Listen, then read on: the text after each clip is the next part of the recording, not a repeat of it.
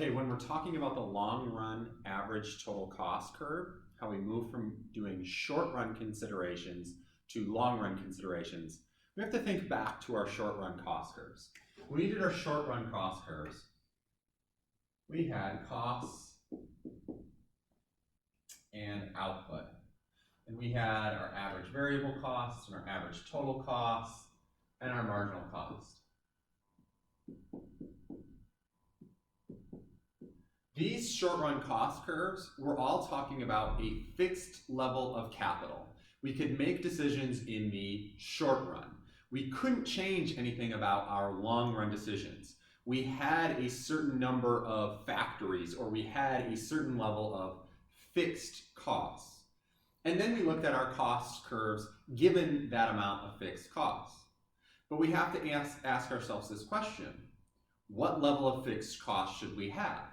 If we're thinking about modeling man and thinking about modeling entrepreneurs and people within a firm and the decisions that they make, we don't think of them as going in and saying, hey, here's the amount of capital that we have. What are our costs? So how much should we produce? Right? You're not given the amount of capital that you have, and then you just have to figure out your costs from there. What you have to do is you have to go through and you have to think about, okay, well, what amount of fixed cost should I have? And then let's think about our cost decisions in the short run. So what amount of fixed costs or what amount of capital should we actually have? What's the best amount of capital for us to start with? Whereas when we're doing this, we're saying we already have that amount figured out, and now we need to make decisions in the short run. So let's think about that long run decision as to how big of a plant should we be? How big of a factory should we be? How much fixed costs should we take on? Okay, so to answer this question, we're going to go to something that most of you have already seen, a long run average total cost curve. And what this is showing us is the lowest average total cost that we can produce each quantity of output. So if we went through and we wanted to figure out, well, let's say this is a quantity of 40 units, right? The long run average total cost curve is telling us what's the cheapest average total cost that we can produce that 40 units at, right? And so in order to figure out what our long run average total cost curve is, right, we actually kind of have a trick. What we do is we go through and we think about all of the short run average total costs, and we can map all of those short run average total cost curves, and we get our long run average total cost curve. And I'm going to show you kind of how that works and what's happening here. Okay, so what we do is we can go through and we can think about our short run average total cost curve, right? And we can think about, what we're going to do is we're going to map 3 of these on there, but there's an infinite number that we could do. We're going to draw them a special way here. So we're going to have a point of tangency right here, and this is going to be our short run average total cost curve 1.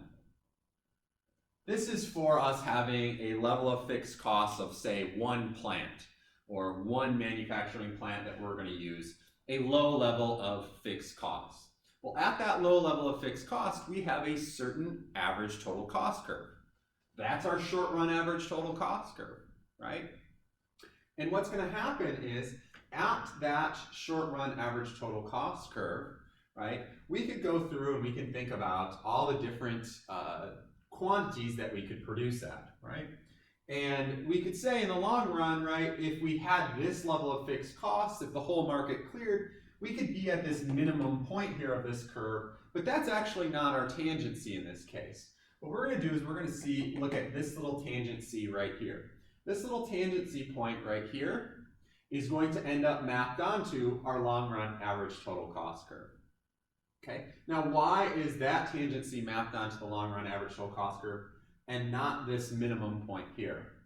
Well, if you think about this, if we went through and we tried to draw this in, right, we could say, okay, well, at this quantity right here, this quantity, and we'll just call it A for right now, right? At this quantity A, right, is there any way to produce that number of units cheaper? In other words, could we make our firm a different size? Could we move somewhere on a different short-run average total cost curve and have it be cheaper, right? A different short-run average total cost curve would be a different plant size. This is a plant size with 1 unit of fixed cost, or 1 plant that we're working at. We could imagine having only 8/10 of a manufacturing plant, or 8/10 of these fixed costs, and we would have some kind of short-run average total cost curve that maybe crossed here, right? But at QA, it's actually still higher, right? And so producing QA, the cheapest way to do it is going to be on this short-run average total cost curve here. We could produce something more than QA a little bit cheaper, right? But still what we're going to end up with is there's no way at QA, in this case with a little bit bigger of a factory, say 1.2 units of fixed capital, right? We still couldn't produce QA any cheaper. So the cheapest way for us to produce QA is with this short-run average total cost curve shown here, short-run average total cost curve 1. So that's saying with these fixed costs, the cheapest way to produce QA is with this amount of fixed costs, with 1 unit of fixed costs. This would be the cheapest way to produce QA. But it's not the cheapest way to produce given that we have these costs, right? Given that we have those costs, we could be at a lower average total cost. So we could get to a point like here at QX. Now, why isn't QX mapped onto our long-run average total cost curve? Well, quite frankly, because we can do better at producing QX than we can with just 1 unit of fixed costs. If we have a larger plant size, if we have more fixed costs, let's say we had, say 1.2 fixed costs. So what we could have is a fixed cost curve, or an average total cost curve, showing our level of fixed costs as something like this, short-run average total cost curve 2, right?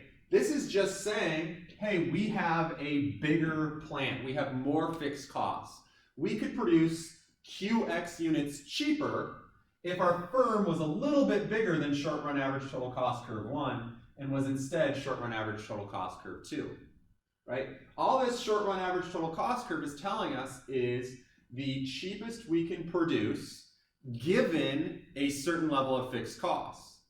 But if we had more fixed costs, like short-run average total costs, well, we'll call it 1.2 here. 1.2, slightly bigger, right? If we had short-run average total costs 1.2, we could produce these QX units cheaper than what we had produced at short-run average total cost curve 1. But then you could do the same thing, and you could say, well, at this level of fixed costs, say 1.2, we're not at the minimum point here. We could keep going down. What this is basically telling us is that if our minimum cost here is lower than this tangency point, it's basically telling us that, hey, right, when we're at our minimum point of short-run average total cost curve 1, or if we're at the minimum point of short-run average total cost curve 2, that's the cheapest we can produce that level of units, right? So for short-run average total cost curve 1, this black dot here is the cheapest we can produce QX units. But if we got bigger, we could do it even cheaper. That's screaming at us to increase the size of our plant or to increase our fixed costs. And that's going to keep on happening to us until we get to one point right here in the middle where those two things are actually equal. So now let's look at the picture if we have 3 different plant sizes. So we could have our fixed costs, or our plant sizes of short-run average total cost curve 1, right? Given a level of fixed costs, this is our short-run average total cost. But if we had a larger plant, say 2 here, we would have a short-run average total cost curve of this green line here, right? And that's a larger plant. We have more fixed costs. And then we could have even greater fixed costs, right? We could move to a larger plant size, and we could get to our short-run average total cost curve 3, right? Notice as we get bigger, we are allowed to produce more and more units, which just makes sense, right? but we have to go through and we have to think about what's happening in this situation. We already looked at how we would have a tendency to get larger and larger if we were on short run average total cost curve 1. But now what would happen if we end up on short run average total cost curve 2 is this is where we would actually be at an optimal point here, right? At the bottom of this curve here, if we were actually minimizing our short run average total cost, right? There would be no tendency for us to get larger or for us to get smaller. There'd be nothing pulling us saying, hey, we can do this cheaper or it's more expensive if we're doing this. Whereas we can compare that again to the same kind of analysis here with our short run average total cost curve 3, our largest firm here, right? We have this point of tangency on the long run average total cost curve with short run average total cost curve 3 at quantity C. That means quantity C at that quantity, the cheapest we could produce it at any plant size would be represented by having a plant size of fixed cost 3, and we could be at this quantity right here, right? We could produce this quantity, and it could be our minimum cost for a different plant size, right? But the cheapest way to produce quantity C is to actually have it be a firm that has fixed costs of 3, which is not the cheapest average total cost if we are at a plant size with fixed costs of 3, right? The minimum of the average total cost if we are at a plant size of 3 is actually right here, right? And now if you think about this, we could say, okay, if we were a plant size 3 and we got moved around to the point where we were minimizing all of our costs and we were producing a different quantity here, we could go through and we could produce something like quantity Y, and we could produce it at the minimum cost that we could possibly do at the short run average total cost curve 3. But guess what? We can actually produce quantity Y units cheaper if we just decreased the size of our firm. So if we made our firm smaller, slightly smaller than short run average total cost curve 3, we could go through and say create an average short run average total cost curve, say 2.8. That would be just tangent to this point right here at QY. Again, it might dip below right here and then swing up, but it would be just tangent there at short run average total cost, say 2.8. What is that telling us? Well, if we look at short run average total cost curve 3, if we look at quantity Y, we're minimizing our costs. If we have fixed costs of 3, short run average total cost, we're minimizing our costs at quantity Y, right? But we can actually make quantity Y units cheaper if we just had a smaller amount of fixed costs. Our average total cost could actually decrease if we decreased our plant size. So it's kind of pushing us and forcing us and screaming at us, get smaller, take on fewer fixed costs, and we'll move back from quantity C towards quantity Y. And we'll continue that process again until we move back to quantity B. So what we have is we have this tendency again towards our equilibrium point here, QB, right? At any point to the left of point QB, we have this kind of force driving us to, in the long run, get larger and larger. We have what is known as economies of scale, right? So an increase in our firm size is going to have a greater cost reduction for our firms, whereas anywhere past QB, we have diseconomies of scale.